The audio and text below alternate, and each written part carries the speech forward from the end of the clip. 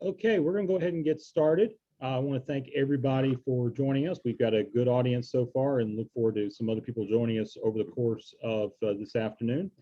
My name is Kenneth Hunter, and I serve on the executive committee for the Association for Budgeting and Financial Management, which is a research section of the American Society for Public Administration. And I welcome you to our first Practitioner-Academic Exchange of 2021. These exchanges, we started these exchanges last year and we're continuing them this year. We're going to do about one per quarter. And what they are designed to do is provide an opportunity for practicing professionals in public budgeting and finance to share insight on what is going on in their various levels of government and in their operations with the academic community.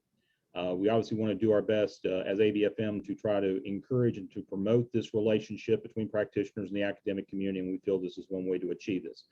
I'm excited about the panel that we have here today. I would also like to welcome our guest from the North Carolina Local Government Budget Association, many of whom are, many of the panelists are members of the association, and we have a couple of NCLGBA members who are attending as well. I'll go ahead and real quickly introduce our panel. We have Rafael Baptista with Buncombe County, North Carolina. We have Blake Hart with Union County, North Carolina. We have Daisy Mills, who's with Guilford County, North Carolina. And we have Joshua Pascua, who is with Harris County, Texas. We will also be joined in just a little bit by Brian Barnett, who is with Pitt County, North Carolina. So kind of unusual. We've had a lot of cities represented in the past, and this is an all-county panel.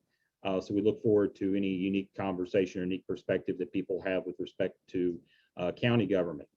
So what I'm going to do to start off with is give each of our panelists a chance to introduce themselves, share some insight that they have with respect to how their operations are currently going, talk a little bit about the continued impacts of COVID or any other certain issues that they are continuing to have to address. I may ask a follow-up question, and then we will go to questions from the audience. So audience members, if you would like to submit a question, you can do so through the chat feature or through the question and answer box. I have both of them up, and we've already got one question, but we'll be happy to continue to share them. So we'll go ahead and get started with Rafael. All right, thanks, Kenneth. Hi, everyone. So my role, I lead our performance management department, so overseeing strategy and performance innovation for the county. So I am not our budget director, but work with budget closely. So I'm gonna be a little careful what I say about the financials to make sure I'm, saying the correct information. But thinking about COVID and how this year has gone, Buncombe County has actually done relatively well considerably. Our sales tax revenues and our property tax collections have remained at a pretty strong pace. We've been able to avoid having to make really drastic cuts. As a county early in the pandemic, steps were taken to stop spending money in a lot of areas, stop investing new funds. We did 30-day rolling freezes on all hiring. And we're at a point now where we're able to lift those freezes and start reinvesting some money that we had stopped investing. So in general shape, we're actually in a pretty good place now. Our tourism has actually stayed relatively steady throughout the pandemic. I think being an outdoors destination, there's been a lot of opportunities for people to be safe when visiting here. Our operations have definitely changed very drastically. We are the primary vaccinator here in our community. So we are pulling a lot of staff from functions, including performance management in budget to support COVID operations and vaccine operations. In terms of our planning approach to next year, we're in a revaluation year. So that throws an additional wrench. But I think the anticipation is that we'll see some increase in revenue and trying to make some continuing investments, but maybe not as big as we would if it wasn't for the pandemic. Okay. Rafael, some people may not know Buncombe is, what major city is in Buncombe County? We are located in the beautiful mountains of Western North Carolina, and our capital city is Asheville. Okay, so just wanted to make sure everyone was aware of that. So next we will go to Blake Hart of Union County. Great, thank you, Ken. It's good to see you again. My name is Blake Hart. I'm the budget director here in Union County, North Carolina. I've been here for about 3 years. Before I was here, I worked for Mecklenburg County, North Carolina, which is actually our neighbor to the north, and that's where Charlotte is, if you're not familiar with the area. But we here in Union County have fared better than expected. When we were building the budget for FY21, at the very beginning of the COVID period, we were unsure what the result would be. We were unclear how we would be affected. As a result, we decreased our local sales tax expectation by 4.5%. Fortunately, we've exceeded that and then some. We're on pace to over-collect our FY21 budget and sales tax by about 15%. So that's a great thing. That's going to help us going into FY22. Our ad valorem, we were on track to collect 100% of our ad valorem revenues. But we actually lost a lawsuit with Lowe's for a property tax payback where they felt they were overcharged on their valuation. So we had to pay that back. And that's going to decrease our projection to a 99% collection for this year. So that will affect us some. Our investment revenue, we actually reduced that by in half by 50%. In FY21, just unsure what the market conditions would be during COVID. And we're happy to see that that we're not seeing that big of a dip in investment income. So that's positive. Also, basically all the negative expectations we had for COVID for revenues are not coming true. We're still on track with normal growth in those areas. We took some steps to stop spending. Going into COVID, we froze vacancies for the last half of the last fiscal year through the first half of this current fiscal year. That helped quite a bit. We're seeing savings in fuel because people were, our employees are traveling less and doing more web calls. Also, we're seeing savings in travel and training. That may help us offset some of our FY22 budget requests if we can use some of those savings in FY21 to make those purchases. We're looking to add to our fund balance at the end of this fiscal year. And one of the major steps that we took to decrease our expenses in FY21 was we took an OPEB holiday. We were actually quite a bit ahead of our peers on our OPEB funding. And so we took a one-year holiday, and we're going to bring that funding back in FY22. Our operations are also better than expected. Our libraries and parks are departments that are taking the biggest hit. Their operation schedules have been adjusted, of course, because of the early quarantines, and the revenues that they normally bring in have been reduced quite a bit, also because of a decrease in patronage and fees being collected and things like that. Also, our jail population is down, which is a good thing. As we look to FY22, our planning approach is we're looking forward to continued optimism. Our growth amount of our general fund budget in FY21 was only 1%. We took some pretty drastic measures to cap our growth at a modest 1% in FY21 with the uncertainty of the COVID pandemic. So in FY22, we're expecting that we're going to probably need to grow a bit. There's quite a bit of pent-up demand within departments and within partner agencies that did not receive increases or very minimal increases in FY21. And so based on the budget requests that have been submitted, I'm assuming we're going to have to open up the purse strings a little bit to accommodate some of those needs. Some of the major needs we have are funding school capital. There's quite a bit of, we're not in a growth mode as far as building new schools necessarily, but we have quite a few old school buildings from the 1920s and 30s that we need to invest in to renovate and bring those up to par with with the entire county. We have a potential class and comp market adjustment that's significant in cost, and so we're looking to see what the best way to make that happen is and fit that within the growth in our budget. And also, this is a revaluation year, and so we are working with that process also. A question that I have is, because our sales tax are trending 14 to 15% above budget, that gives us a new sales tax base for our expected collections in FY21. Is that a true base going into FY22? Is that sales tax surged because of the influx in stimulus money that's flowing through the nation, and that will dry up in FY22, and that we may see a decrease or may see a softening of that number in FY22? So that's a question that I have. I'm trying to work out in my head right now. That's how we're doing. Okay, Blake, thank you so much. And now I'm going to turn it over to Joshua. All right, yes, I'm the oddball from Texas on our North Carolina panel.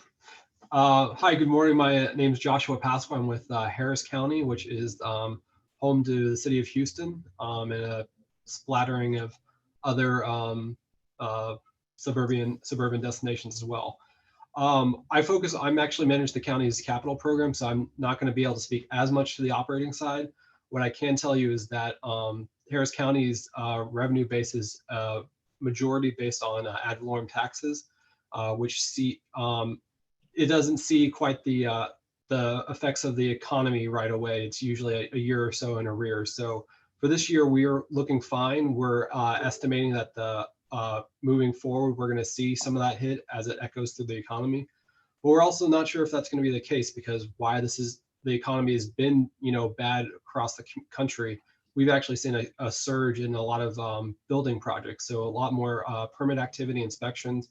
And so the construction industry in Houston is actually booming and doing quite well, even though our tourism economy, so our hotel tax rate collections are way down, and sales taxes are down as well. But to that point, the economy in Houston, I would say, is doing fairly well. Like I said, the housing community is doing a lot of activity that's driving, I think, some of our ad valorem growth that we hope we're going to see, that will balance out some of the downturn in the economy. For me, on the capital side, obviously, I'm a lot more focused on the long-term capital investments, especially as we're still building and recovering from Harvey. And right now, I'm looking at about a $5 billion investment in flood control infrastructure over the next 7 years. So that's all moving apace, which is also probably another drive that's helping our economy stay a little bit more stable in this kind of downturn time. Otherwise, generally, I guess I don't have too much else to say about the operating side, so I'll just stop there. Is there anything you would like to share with respect to capital? Anything more with respect to capital? So the capital side of the budget is a lot more long-term, and it's debt finance. So we don't necessarily see the immediate impacts in the downturn economy like we do in the operating impact. That's kind of year to year. But our capital side is doing very healthy. Like I mentioned, we've got a $5 billion investment in flood control infrastructure by itself, and then several other $1 billion in regular road and bridge projects, buildings, etc. So our capital program is very healthy. We're building quite a bit of infrastructure, and honestly, we can't throw enough money at the infrastructure right now at the rate that the city of Houston and the Harris County community is growing. So capital program's doing great. Okay. And with respect to the financing, how are you generating the revenue to cover that financing on the flood improvements? Yeah, great question. We the voters approved back in 2018 a $2.5 billion bond that's supported through property tax revenues. That's a special assessment on property taxes. We're also being very aggressive in securing grant and partner funding. We've secured about $1.2 billion in grants and other government agency partner funding for that.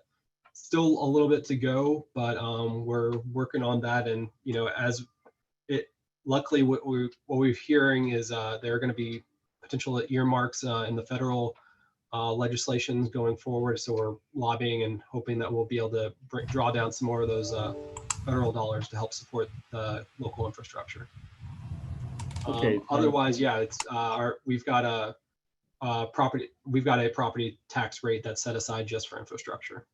I see. Okay. Excellent information. Thank you very much. And we are now joined by Brian Barnett from Pitt County. Brian, how are you doing today? I'm doing great, Kenneth. So just so I know that you arrived just in time, we kind of are starting off with everybody giving just kind of an overview of where you currently stand, and any insight that you want to provide to the audience. If you want to go ahead and take a few minutes to share what you have for Pitt County. Are you referring to the 3 questions you sent us or just that Yes. first question? They can be all 3 of them, yes. Sure. Well, thanks, Kenneth, for inviting me and having me on. Pitt County currently, for this fiscal year, at least through the middle part of March, we're doing exceptionally well. We have higher than anticipated revenues, and we've been able to keep our expenses relatively low, for a county of our size. So we're hoping that the next few months are going to continue and that we will be able to finish the year in much better shape than we could have ever imagined when we were sitting at this point last year, as more information was just starting to come in on the coronavirus. Operationally, very little has really changed other than the fact that we remained open during the whole time. We've just stressed to our citizens that if they can set an appointment or do it over the phone or online, or any of our services that have a drive-through, to utilize those. But we were still seeing folks during this past year. And as we move into next year, even though we're doing great this year, we're trying to remain as cautious as can be from a revenue standpoint. We have a lot of revenues that are doing exceptionally well. I would say they're doing their best numbers over the last 10 years. And we're just a little cautious to see if that is the new trend or just something different in the water this year due to COVID. So we're not necessarily carrying those increases over as we plan for next fiscal year. Okay. Definitely some excellent information. Definitely. Thank you, Brian. We appreciate you. Appreciate you joining. So now I will turn it over to Daisy. And like I said before, Daisy is still relatively new to the field of public administration as a practitioner. She earned her MPA just a little less than 2 years ago from North Carolina State University. And she has been working as an analyst now for a couple of years. I kind of gave her a different approach to hers, and she's going to talk about kind of what she's experienced, as well as kind of some information that may be of interest to the faculty that's on with respect to how the MPA has prepared her and how MPAs can improve. So Daisy, take it away. Thanks so much. I'll also give a shout out. I took public finance with Kenneth. So it's kind of a weird, the budget people industry and finance tends to kind of be circular in terms of who you run into again. So I graduated from North Carolina State, which is in Raleigh, North Carolina, which is the capital. I know that people tend to think it's Charlotte, but it's Raleigh, and I graduated in 2019. I did not specialize or get any sort of certificate. When I went into the program, I wasn't sure if I wanted to do government or if I wanted to be a nonprofit. Most of my background was actually working short-term for different nonprofits, but I kind of was just drawn to local government for a lot of reasons. One of them being that it is local, and so you can see the impact pretty easily, and especially with COVID, I think it's drawn a lot of attention to the work that's being done. I actually got really excited when I scheduled my vaccine because I was like, this is what people do. This is what local government's all about, and so I could nerd out about it for a long time. So Kenneth has asked me to share kind of a few different things. One of them being, what do I have in terms of feedback for MPA programs? And there's a few different things, and feel free if you have questions to, you can drop them in the Q&A, and I'll be happy to answer them. But I did not intend on being a budget analyst. I was not a math person. I'm still not really a math person. So when people ask me why the budget, I like to remind them that we do have software that will calculate things way faster than my little brain can calculate. So I think people really do think that we're crunching millions of dollars just manually, and that's certainly not the case, thankfully. So what drew me to it is actually the people, and I am a big people person. I love creating new connections, and especially when it's some that are in your backyard. And so the ability to meet with departments and department heads and admin assistants and frontline people and talk about what they need has been great. And Guilford, one thing that was really helpful for me was they actually rotated me through all the departments so I could see what exactly it meant to be a nurse in public health and what an animal control officer actually does day to day. So when I've been thinking back on my MPA experience, one of the biggest things that I can think of is that it's so helpful to hear from people who have been in their jobs, come back and speak in classes and say, this is what you can do with your degree, because it's a big, wide world when you graduate. And I had no idea what kind of jobs to apply for. I know people that were analysts, and so it kind of drew my attention, but I really applied all over the board for things and was hoping that eventually one of them would land and somebody would hire me. And so of course it worked out really well because it's a great fit for me, but I would definitely encourage you to bring in people from the community to kind of explain what they do and how they've used their degree. My budget professor was actually formerly at the city of Raleigh, and so she had a lot of real life experience. And so when we did case studies in class, she would pull them from the city of Raleigh and be like, yeah, so what are we going to do with these 35 new positions, and how much is it going to cost? And that was helpful because I knew what I was getting into ahead of time when I was looking at budget jobs, with a grain of salt, because it's always going to be different in real life. The other thing is, I don't know how many MPA programs require them, but my program did require an internship if you had not been working in the field for more than 5 years. And I went straight through from undergrad to grad school. So I had internships, but I did not have any full-time work in nonprofits or government. So I really had to scrounge for an internship and like beg, plead, and borrow. And I ended up getting one with the town of Knightdale, which is east of Raleigh, a couple miles. And that came from a conference that I went to, the ICMA conference. So if you can encourage your students to go to conferences, even if there's not that many other people going from the program, the connections are so important for the job market. I knew that it was going to be difficult to get my first job. I did not realize it would take me as long as it did. But I think having that internship was really crucial because it was something that gave me direct experience. It gave me kind of an in with somebody in local government. And I ended up interning under the town manager. So when Guilford called for reference purposes, Bill had hands-on experience with, what my work was like, what my attitude and personality was like. And I think that really helped get me that job. Another thing I think, and it's really difficult because people hate public speaking. I'm weird, I really like it, but I would try and encourage you to make it necessary in your classes, even if it's not like a communications class. In my budget class, we did have to give a presentation. It's just really good experience. I think communication is really important. And of course, written communication is important too, but verbal communication just can't be understated. I supposedly, all budget analysts at Guilford do present before the board at some point.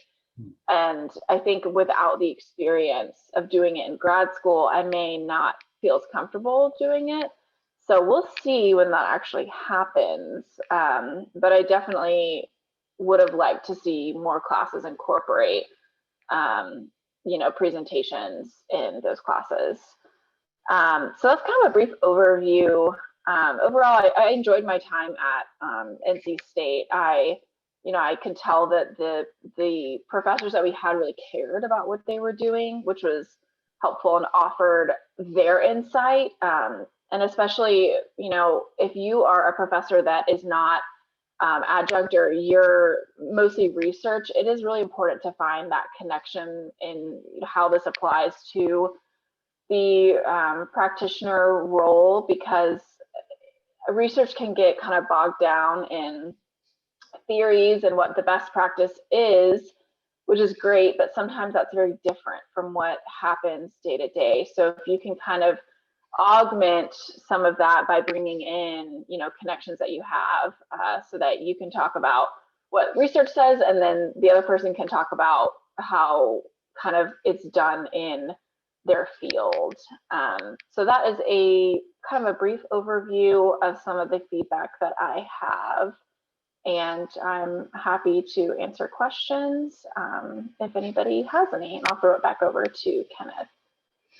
Thank you very much, Daisy. Really appreciate your information, your perspective and insight, and want to thank everybody for what they've said. We're going to turn it over now to the question portion from the audience, and you can continue to submit questions. We got plenty of time for that.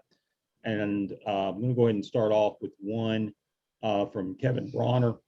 GASB is currently proposing that unusual or infrequent events be emphasized in some cases in the comprehensive annual financial report.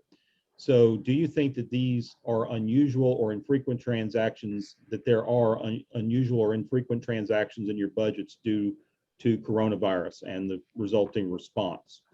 I don't know how much our panel knows. I know a little bit about it, but want to give the panel a chance to respond to that one. Not sure what the GASB standard is and what they define as unusual and infrequent, but I can tell you that we've had some unusual and infrequent expenses this year with the COVID response. Just the cost of maintaining vaccine sites, of running testing sites, huge increases in contract costs, contracting out call centers. So our budget looks very different. We've also had to make some pretty expensive capital items, buying a lot of big trucks and a lot of different expensive equipment to run all these operations. So not sure what the GASB standard is, but our budget and our expenses do not look like normal. That is for sure. Okay. Yeah, I'll chime in on that. That's definitely the case here at Harris County. I mean, we've been lucky that we've been able to draw down quite a bit of the CARES Act money so that we had some cash to start off from. But I mean, we've essentially created a whole separate fund so that we can track all this, emergency COVID response, so that we can then have it all in one place for the, ongoing FEMA reimbursements, et cetera. We've had to definitely bring in and supplement our grant writing teams just to try to manage all the, reporting and expenses, the man hours, because we've had to have, more people stand up for the COVID vaccine sites, setting up, various projects. We even had to set up a temporary field hospital at our NRG stadium at one point when, the rate of infection was really bad. So yeah, this has definitely not been a normal year, to say the least. Okay. So in response to that, Bob Kravchuk has just mentioned that extraordinary expenses are essentially acts of God. And so basically earthquakes, tsunamis, volcanoes, flooding would be considered an act of God. And the concern he has is that as a professional accountant, he does not necessarily believe that the COVID response qualifies. And again, it kind of relates to the unique nature of this event because it's a health-related event as opposed to a traditional natural disaster. And as we're learning with what FEMA is doing in certain responses, there's a lot of consideration. So that's just additional perspective to have on that matter that I just wanted to share here in the comments. There were some questions that were asked with respect to sales tax, in particular for North Carolina, and they asked about did North Carolina make changes in response to the Wayfair decision about online sales? Blake had kind of responded to this in the chat, but Blake, do you want to follow up a little bit on this? Around the impact of collecting online sales tax? Yes. Yeah, I don't have an exact number of what percentage that's impacting our sales tax growth this year. I know it's driving a portion of it, but it makes sense that wherever you purchase, you would pay a sales tax to be reverted to the state where you reside. So I've been expecting this for quite a few years, but it's helpful for operations now. I think it'll top off, it'll kind of level out, and so there won't be much more growth to it once we reach that natural medium. But the pandemic was probably the best thing to drive that revenue because as people were locked in their homes, they were doing more online ordering from Amazon. You know, we've seen the value of the online tech companies just increase dramatically. And so the sales taxes, people's behavior shift from local residential shopping or purchasing to those online platforms. That would push that sales tax revenue up. Okay, Brian, would you like to add anything? Yeah, I mean, I think it was pretty perfect timing. I believe that was November of 2019 when they, changed up the sales tax to capture more online sales tax. Also, here in Pitt County, and maybe Blake's seen some of this down in Union County, with more of our residents staying here in Pitt, they were spending more here than they were. We're somewhat close proximity to Wake County. So some of the money that was being earned in Pitt County was actually staying in Pitt County because our folks weren't traveling as much to the other counties for shopping and spending. And also, our folks who left the county for work were now working from home. So they weren't stopping on their way home from work at the grocery store or at Walmart or Lowe's or anywhere in our surrounding counties, and they were spending that money here. So I think when you add those two things, and I guess even a third thing, our folks who didn't go on vacation, they also spent that money here locally. That has really helped our numbers this year from a sales tax standpoint. Okay, thank you very much. Next question that I'm going to ask, looking here, there was a question that was brought up by Andy Glassberg, and it was about, this anybody can answer this. It was for Blake, but I'll let anybody can answer this. There's been lots of discussion regarding the possibility or likelihood of an increase in inflation. What, if anything, are you doing with your reserve funds or capital budget to respond to this? So would anybody like to answer that question?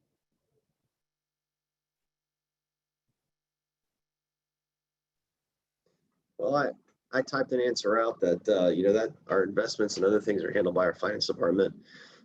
But I do share that fear too, that there'll be an inflationary impact from the influx of stimulus money into the economy. I don't know how that'll impact us necessarily, but I do hope that that folks are taking measures to protect themselves from the devaluation of currency and other things that would affect operations. Brian, do you have anything you'd like to add? Yeah, I would just add from an investment standpoint, we've really, it's one of those weird situations where we're not earning as much money, but we're watching it more than ever. So that is something that we continue to do in our office to make sure that we're putting our money anywhere that will earn some type of positive growth on investments. And we've kind of, we were finally starting to get to a place going into, I would say at the close of last fiscal year, where we were finally seeing investments start to peak back up there to pre-recession levels.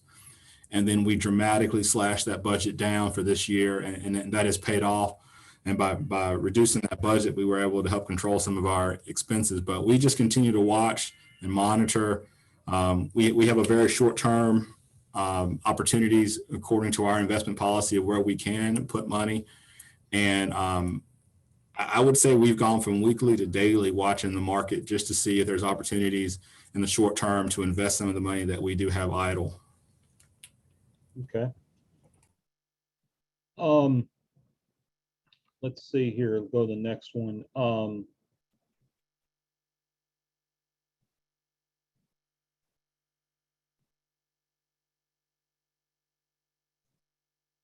So this question is for Daisy. Are there any tips for newer analysts on balancing the details with the big picture? Oh, yeah. So I guess I should have said for context, Guilford County is the third largest county in North Carolina. We have about 550,000 residents and a budget of about 635 million.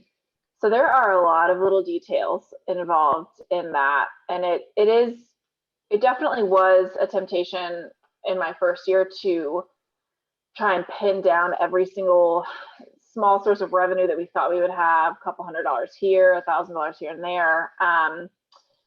I think something that helped me and continues to help me is to realize that the budget is not,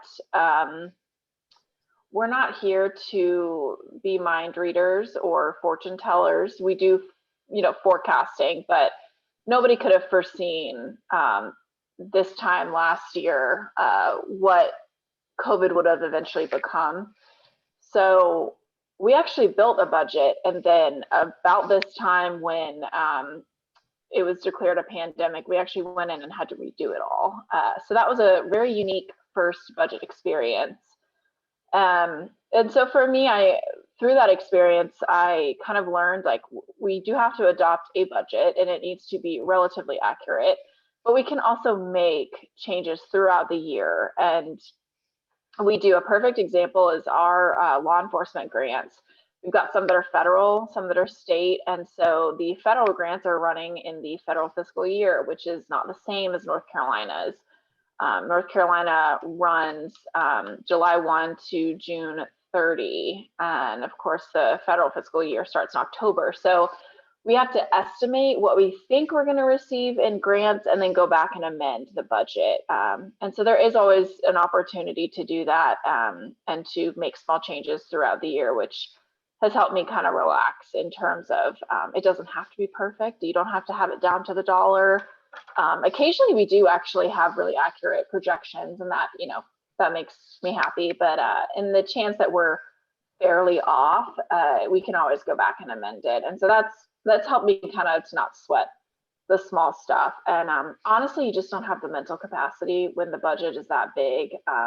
In your personal budget, if you're off by $10,000, that might be an issue. But when you're dealing with the amount of money that Guilford has in their budget, it's going to happen, and you're going to make mistakes. And hopefully your team is supportive, and you guys can brush it off and keep on going.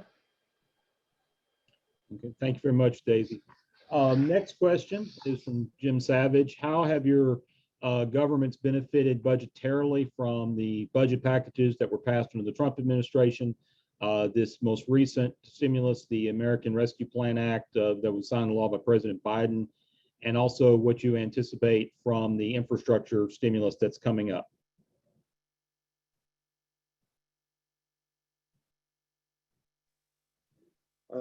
In Union County, our county is about 250,000 people, so we're smaller than Guilford and smaller than Mecklenburg. But in the first round of stimulus, we received $4 million as the initial allocation for us to do to prepare our organization for COVID response, to buy PPE, to put up glass shields, to maintain our operations. And then also about, I believe, $1 million of that was portioned off for small business relief. So there was a program for small local businesses that were closed down, where we're trying to stay open, to apply for grant funding to maintain their operations, to keep them from closing their doors. The most recent, I think the second one, we received $7.25 million to distribute to residents that were behind in their rent. And so that's a program that we just started. We contracted with a company for about $500,000 to use their software and to manage that process. And so we could distribute $7.2 million to folks that are behind in their rent. So that should be a significant benefit to local landlords in the county that have been waiting on payment for quite some time. And that time with the most recent stimulus payment, I'm expecting sales tax numbers to continue to be positive going forward. And several of those points that Brian made earlier, I hadn't thought of, that are impacting sales tax. So I appreciate that, Brian, for sharing that.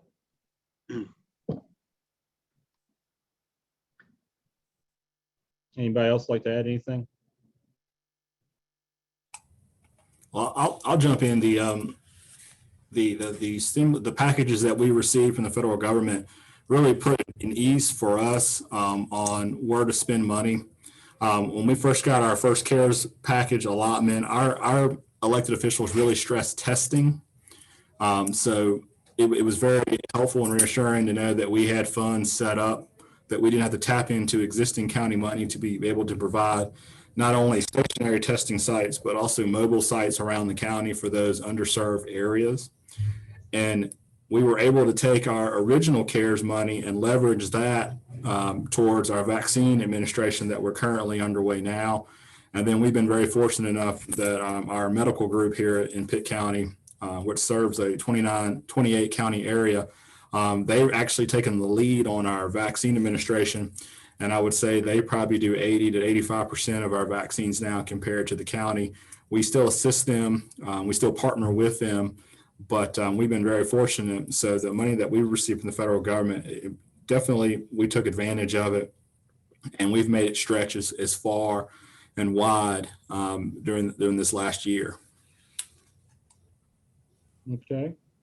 And I'll just echo that. I mean, yeah, without the CARES money, the federal stimulus money coming in, I mean, it would have been hard for the county, Harris County, to keep its doors open, but also for many of our citizens, considering the way that we used a lot of that CARES money to help with housing assistance and keep people in their homes. Okay. Raphael, you have anything you'd like to add? Nothing to add. I think everyone else captured it correctly. Okay. So what I'd like to do is actually ask a question that's directed to you. So because you work on the performance side, has your strategic plan or performance measures changed and adapted based on the changes to operations and priorities as a result of COVID? Well, we drafted and adopted a strategic plan during COVID. So they were definitely highly impacted by COVID. I think there were a lot of things that had never been considered that were considered in the strategic plan. And I think seeing the disparate impacts of COVID in the community has really pushed for more of a looking at disaggregated data and looking at disparate impacts in our strategic plan and our departmental business plan. So definitely had an impact because we've been writing it during the pandemic. I'll just echo Raphael, because Harris County also has been working towards a strategic plan in the face of COVID. And one of the things that's really come out of that is a new focus on equity, seeing how the way that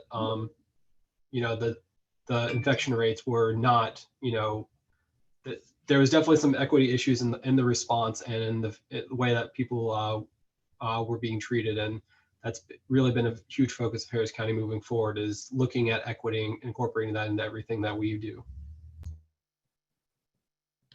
Okay, we got a couple more questions from the audience, but I'm going to give an opportunity for Brian to ask a question. So Brian, go ahead. Thanks, Kim. I'd love to ask the panel, have you witnessed or experienced anything just extremely odd that you would have not expected from a pandemic standpoint? Not necessarily from a negative standpoint, but I'll give you an example here in Pitt County. Our year-over-year real estate market has extremely just blossomed. We expected it to maybe slow down or just to be even on comparison to if you want to look at calendar year 2019 or 2020. But our days on the market have shrunk. Our values we went through a revaluation in 2020 and people are asking and getting above our new values. So I was just curious if you all have experienced anything in your location that you would find just to be odd, considering that we're in a pandemic and the federal government is basically printing money to give people and businesses. But, in our case, our real estate market is doing great. Our real estate market is also doing great. We're in a reval year. The one thing that I was shocked by was that mobile homes have started going up in value. So whereas virtually everywhere else in the country, mobile homes depreciate over time, in Buncombe, they've started appreciating, which is speaks to the affordability crisis. We don't have a lot of big industry here, so we've benefited from people who've been able to shift to remote work moving here, dropping up home prices. So mobile homes have started to appreciate, which is something I never thought I would see. Here in Union County, we've seen the exact same thing you described, Brian. I think we've benefited from folks that are living in bigger cities where there's been more severe lockdown restrictions, and as those New York State, California, those places have seen a decrease in population in many cases, and a lot of folks who are working remotely are choosing to leave larger cities. And so we continue to see a large influx of folks from the Northeast, and also from the folks that are leaving California, not going to Texas or coming to the Charlotte area. I think we were the sixth. We received the sixth largest amount of people leaving other states over the past few years. So we've benefited from that also. We've seen the same in Rocky Mount, especially with our proximity to Raleigh. For Rocky Mount's equidistant between Raleigh and Greenville, and we've seen the same. We've seen that same experience as well. Yeah, as I had mentioned before, housing economy is booming here in Harris County. A lot of it, myself included, moving into a larger house now that we're all working from home on a regular basis. Any other examples people want to give? I think this goes along with what other people have said. When I met with our planning and development and inspections group for the FY22 budget, they've experienced, I want to say, like a 30% increase in permitting requests and inspections requests. So it's similar case here in Guilford, where we were growing, but probably not at the rate that we wanted to be at until fiscal year 21. And now we're seeing lots of new construction, lots of things that were kind of on hold for a little bit, and developers now coming in and saying, we want to build here and we want to do it now. So that's been encouraging to see, but certainly not something that I would have predicted, but it will definitely impact the projections for fiscal year 22. Okay, I'm going to go to the next question from Janie. How do you describe the usage of social media to communicate the budget and finance information with the citizen during the pandemic? And do you believe it's effective?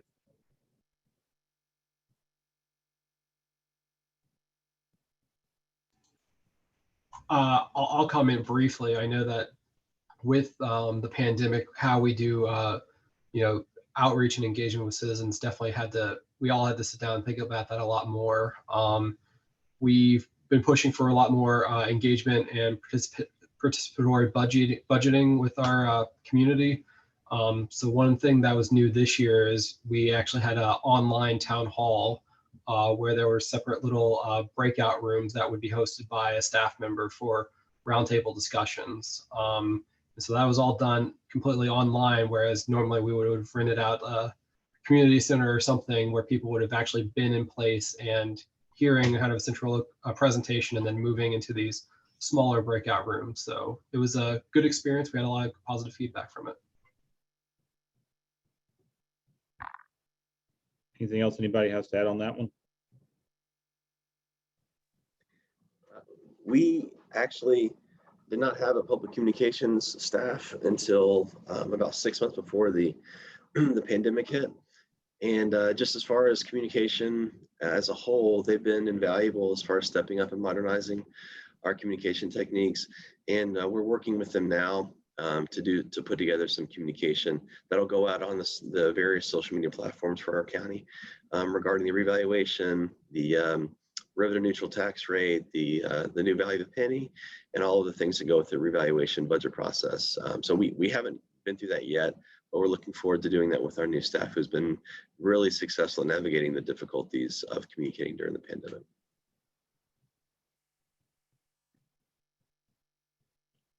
Okay, next question. How have your organizations prepared for communicating the budgetary impacts of the American Rescue Plan to elected officials and citizens?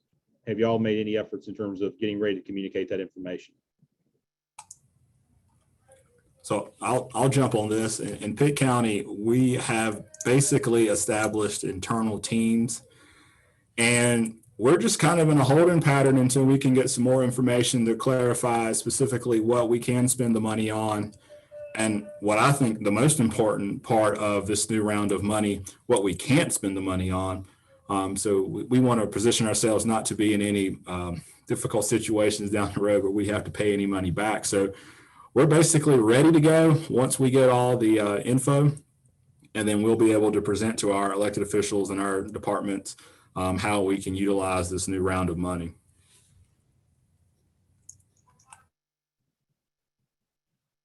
What I will also add, and it's interesting this question came up because it'll segue to something I want to say before we finished up, is that, and Jonathan Justice, who's ABFM chair, is on this, is in the audience. We are going to be hosting an information session about the American Rescue Plan Act. ABFM will, in late April. We're going to be bringing in a panel of individuals from Washington who have been following this very closely. Some of them have already presented to other groups. I think some are on the ICMA call that's taking place right now, I think, with respect to infrastructure. But we're planning on doing something later in April that focuses specifically on this issue, because much like with the Recovery Act in 2009, this is again another major allocation of funds. Again, it's unique in its own perspective in the way it's being done.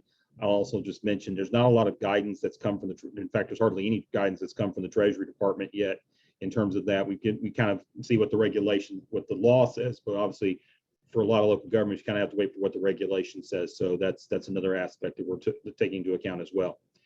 The next question is, what kind of adaptations to county operations did you have to make as a result of the pandemic that you are considering continuing afterward? For us, telework, flexible work is the main one. It kind of ended up wrapping up in a weird way where we're doing a major facility study. And our facility study consultant kind of looked at the fact that our telework during the pandemic's been relatively successful. So they ran an analysis for us and were able to show that we would save millions of dollars by continuing to have at least partial telework long term. So we're now looking at creating enterprise-wide permanent telework, or flexible work as we're calling it, policy. The other one is, with trying to reduce in-person contact, we came up with some pretty creative ways for people to pay their services. We had drop boxes outside the libraries. We also set up Wi-Fi hotspots at our library so people could park in the parking lot, have access to it. And those have been very popular. And I think we'll probably continue some of those things. So some of the more creative ways of offering an opportunity for people to engage with us without having to go inside the building, I see us definitely continuing. Anybody else? In Guilford, we have had an issue, and I would imagine that this is not isolated, but so about 75% of our residents live within city limits, but we do have a large chunk that are considered rural residents, and we have had connectivity issues for years with Wi-Fi service out there, and it wasn't until COVID hit and schools were remote that there was a lot of push from the community to get better coverage out there. And so the county partnered with a few different groups and the city of Greensboro, city of High Point, to try and expand the network, because we had kids using their cell phones as hotspots for 4 other people to try and connect to the internet for schooling. And I think that was something positive that came out, because it's something that needed to happen anyways. We need to get internet access for everyone, but it didn't really come about until it was absolutely necessary. So I'm hopeful that that'll continue to expand. And in the same way, Guilford did not have a teleworking policy, or if they did, it was pretty loose. And so they were, kind of forced to create one.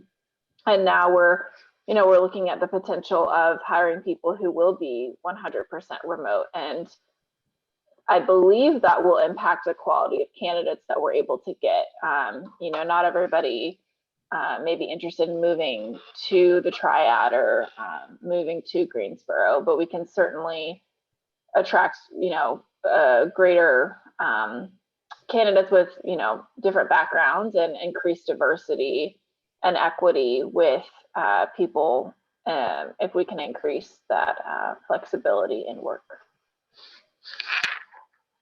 Just echo on to Daisy, what Daisy was saying. She kind of stole my thunder. Is that was one of the large initiatives early on in the pandemic is that the county was able to use its buying power to kind of partner with the school districts to buy hotspots and bridge that digital divide. And that's a program that's going to continue to go forward. And that the county using its large size and its buying power to help other smaller organizations get things more cheaply, and PPE being a perfect example, is I think something that will continue on. There's been a lot of good relationships developed in terms of procurement that we probably will continue to assist with.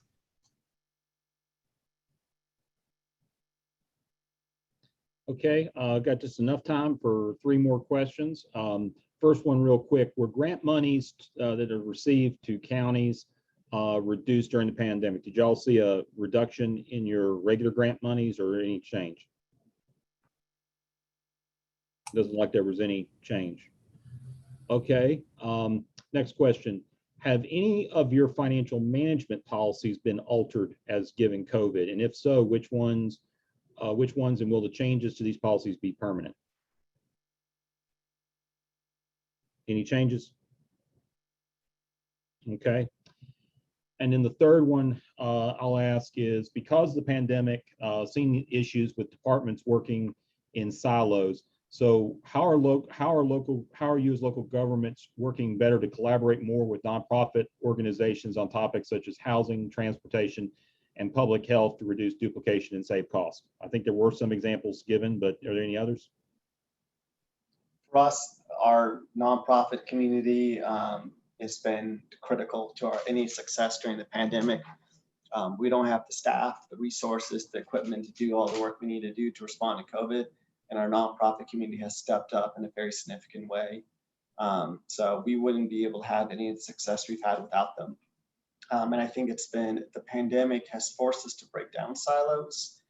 Our county manager has been very intentional on making sure we all work together as one team to respond to this pandemic. And we've seen an improvement in relationships and collaboration beyond pandemic response as a result of that approach. So that's really driven by our leadership team. Anybody else want to add or anything? I would echo what Raphael said. The local agencies that are plugged into the public health community have been very helpful in our vaccine distribution and helping manage those initiatives. So we've definitely benefited from their partnership. We definitely have the nonprofit groups, like the food bank has been essential in distributing really high quality goods to people who are financially strained. We had the Diaper Bank of North Carolina donate a lot to help new families with little ones. Interestingly enough, a lot of private partnerships too. So we have a vaccine clinic operating out of a hotel. We were able to partner with a hotel, a different one, to house people who were in transition or who were homeless, to help keep them safe during the pandemic. So I think it has really encouraged collaboration. I hope that will continue.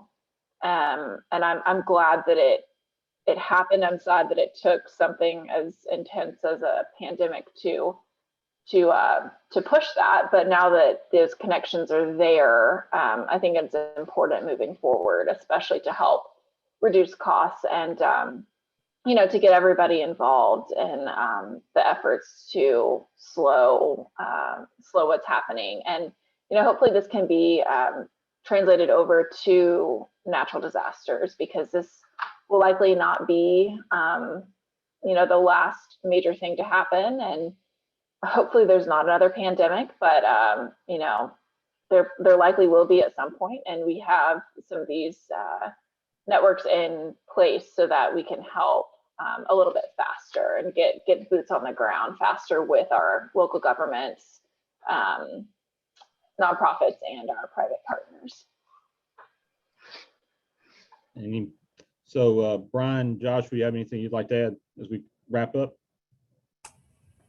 No, a similar situation here in Pitt County. Okay. Well, I want to thank everybody for your participation, certainly to our panelists for their willingness to volunteer and take some time out to do this, as well as to everybody who attended and asked some great questions, and we had a great discussion. Our next full exchange will be sometime in, I think, in June, in late June. So some of us will be just done with budget adoption, hopefully by that point. And then we are going to be scheduling a panel focused specifically on the American Rescue Plan Act for sometime in late April, and we'll provide more information about that coming up. But thank you all very much and have a good rest of your day.